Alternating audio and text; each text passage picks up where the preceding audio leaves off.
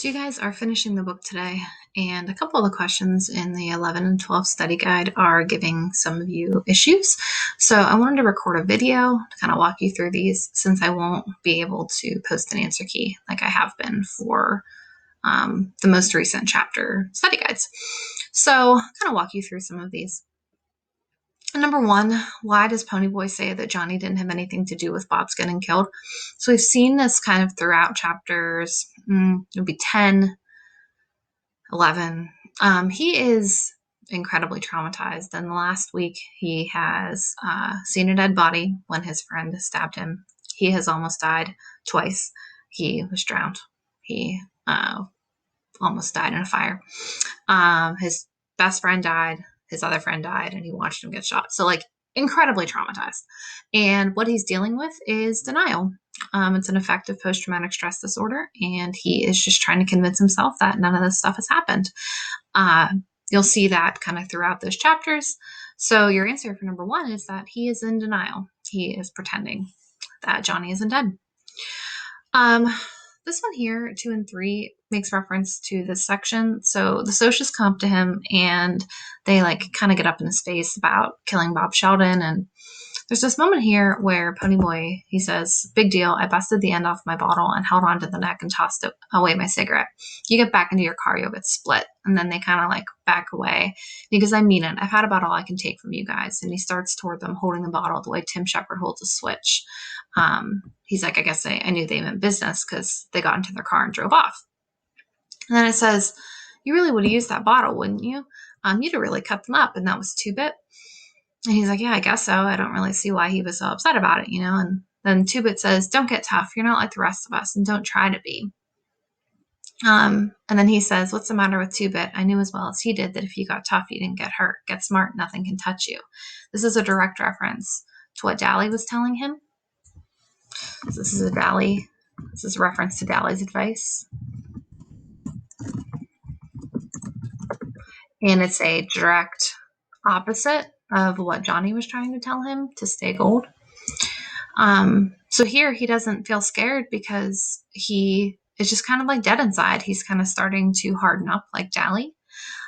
This dramatic change, if we go back to page 40, this is a huge change from the way he was before. If you remember when they were at the drive-in, after the drive-in, Ponyboy gets a broken pop bottle from Two-Bit, and then he pulls Cherry aside after, and he says, "I couldn't use this. I could never cut anybody." And then she's like, "I know."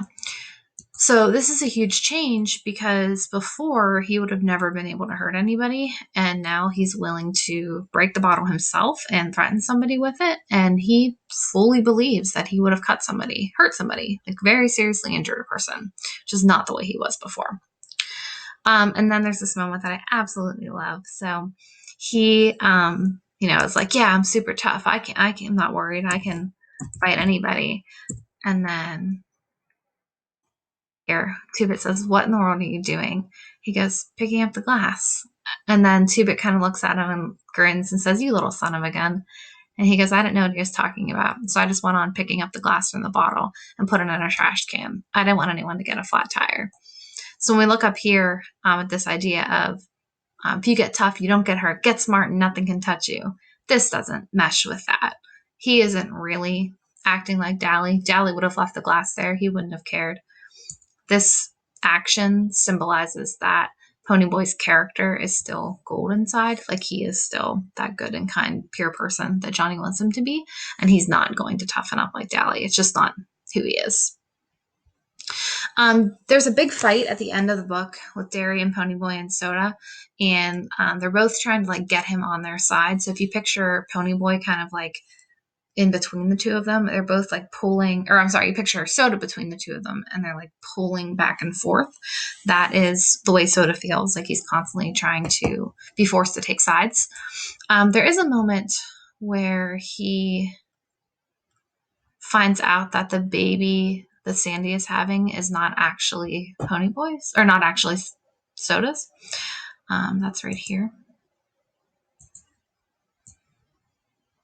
He told me he loved her, but I guess she didn't love him like he thought she did because it wasn't him. This tells you here it's not actually